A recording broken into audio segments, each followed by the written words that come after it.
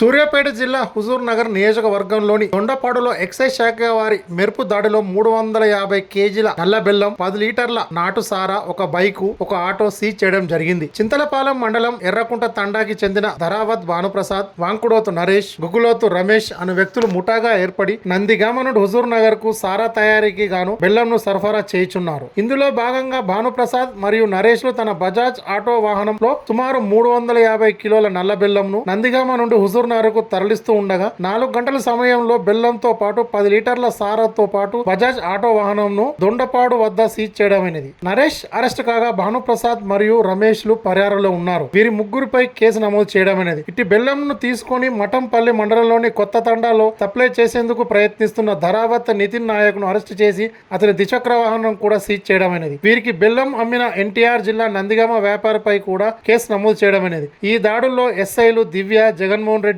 సిబ్బంది రవి, రుక్మారెడ్డి, నాగయ్య, నాగరాజ్, సంజయ్, నవీన్, మణికొంట పాల్గొన్నారు.